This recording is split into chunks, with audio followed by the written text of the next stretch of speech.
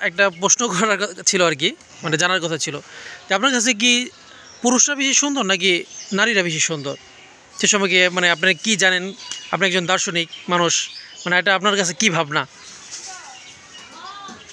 ভাবনাটা হচ্ছে এরকম যে নারী বেশি সুন্দর নাকি পুরুষ বেশি সুন্দর, তাই তো প্রশ্নটা তো এটা। তা আমি পুরুষ বলে পুরুষের পক্ষ নিব এরকম না বিষয়টা, আমি যুক্তি দিয়ে বিষয়টা বোঝানোর চেষ্টা করছি। তো আমি বলবো পুরুষরা সুন্দর বেশি, কারণ তুমি সারা পৃথিবীতে দেখো নারীদেরকে সুন্দর করার জন্য অনেক কিছু আছে। কসমেটিক্স, তাদের ভ্রু প্লাক করতে হয়, তাদের ঠোঁটে লিপস্টিক দিতে হয়, তাদের চুল কত কি করে ঠিক নাই, লোম পরিষ্কার করে, অমুক করে তমুক করে, প্রসাধন আছে, সাবান আছে, বিভিন্ন ধরনের ক্রিম আছে। এগুলি সব নারীর সৌন্দর্যের কারণে। আর নারী সৌন্দর্য ফুটিয়ে তুলে একমাত্র পুরুষকে দেখানোর জন্য, আর কোনো কারণ নাই। তারা যদি যা কিছুই দেখাক, মুখের সৌন্দর্য হোক কিংবা শারীরিক সৌন্দর্য হোক, সেটা একমাত্র পুরুষকে দেখানোর জন্য করে। আর আপনার কাছে একটা প্রশ্ন ছিল যে আপনি যে বলতেছেন যে নারীরা আসলে যে সাজে সুন্দর, মানে প্রায় যে ধারণাটা দিলেন তারা সাজে সুন্দর, প্রকৃতভাবে সুন্দর না। প্রকৃতভাবে তো আমরা দেখতে পাই যে পুরুষ থেকে নারীরাই দেখতে সুন্দর। না না না, এটা আসলে আমরা ভুল দেখি। তা আমরা সব জায়গায় দেখি যে লাক্স তারকা। হ্যাঁ, কারণ স্কুলে গেলে যেহেতু মেয়েদের যে একটা ড্রেস আপ, মেয়েদেরকে সবসময় সুন্দর, আর আমাদের যে ড্রেস আপগুলা আমাদের কিন্তু তেমন সুন্দর লাগে না। তো সব ক্ষেত্রেই মেয়েরা সাজলেও সুন্দর লাগে, যারা সুন্দর, আর যারা কালো তাদেরকে কালোই দেখায়। তো আপনি এই যুক্তিটা কিভাবে দিলেন?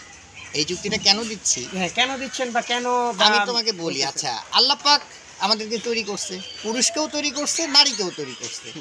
তাহলে খালি নারী পুরুষ তৈরি করছে, আরও কত জীবজন্তু আছে না? তুমি দেখো তো, গরুটার দিকে তাকাও, যে গরুটা ষাঁড় গরু, কুরবানি দিই আমরা, হ্যাঁ, ওই গরুটা কত সুন্দর। আর গাভী যেটা, ওটা কেমন লাগে দেখতে? কুকুরের দিকে তাকাও, যে কুকুরে ওই যে বাচ্চা কাচ্চা হয়েছে কেমন লাগে, আর যে কুকুরটা ভালো পুরুষ, ওটাকে দেখো ভালো লাগে। মুরগের দিকে দেখো, মুরগির দিকে দেখো, মুরগটা সুন্দর। যে ময়ূরের পেখম আছে সেটা পুরুষ, আর যে ময়ূরের পেখম নাই মুরগির মতো, ওইটা কিন্তু মাদি, মহিলা। তারপরে দেখো সিংহর যে সিংহটা কেশর আছে সেটা পুরুষ, আর যেটার কেশর নাই, কেশর ছাড়া সিংহটাকে কেমন লাগে বলো? আচ্ছা স্যার, এই আমাদের মানে মানব জাতির সাথে জীবজন্তুর তুলনা না না না, ওইগুলি সবই তো আল্লাহর সৃষ্টি।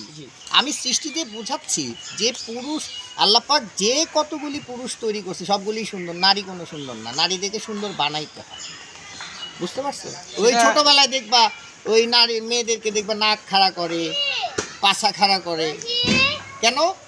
ওই তেল মালিশ করে, ওদের গঠনটাই ওইভাবে করা হয়। কেন করা হয়?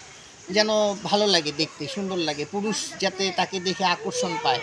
আর সবচেয়ে বড় কথা, তুমি যদি না মানতে চাও তাহলে তোমাকে একটা কথা বলি। তুমি দেখো, আল্লাহর যে বন্ধু, যার জন্য সারা কায়নাত সৃষ্টি হয়েছে, সৌরজগৎ সব কিছু তৈরি হয়েছে, উনি কিন্তু পুরুষ মানুষ। আমাদের নবীজি হজরত মোহাম্মদ সাল্লাল্লাহু আলাইহি ওয়াসাল্লাম, উনি তো পুরুষ। আরও যদি না মানো তাহলে আরেকটা জিনিস বলি, সেটা হচ্ছে আল্লাহর ৯৯টা নাম, প্রত্যেকটা নাম কিন্তু পুরুষের। একটাও কিন্তু ইয়া খাদিজা, ইয়া রহিমা নাই। প্রত্যেকটা দেখো, ইয়া রাজ্জাক, ইয়া জব্বার, প্রত্যেকটা নাম কিন্তু পুরুষদের নাম। আল্লাহর নামগুলো পুরুষের। তো এখন আল্লাহ পাক প্রথম সৃষ্টিও করছে আদমকে, তারপরে আদমের খুশির জন্য মা হাওয়াকে তৈরি করছে, তাও আবার একটা বাপ আজরের হাড় দিয়ে। আল্লাহ নিজে কিন্তু মা হাওয়াকে তৈরি করেনি, শুধুমাত্র আদমকে সে নিজে মাটি দিয়ে তৈরি করছে, মা হাওয়াকে করেনি। মা হাওয়াকে তৈরি করছে আদমের প্রয়োজনে, আদমকে খুশি রাখার জন্য। তুমি সারা বিশ্বেই দেখো, এখন নারীদেরকে পুরুষরা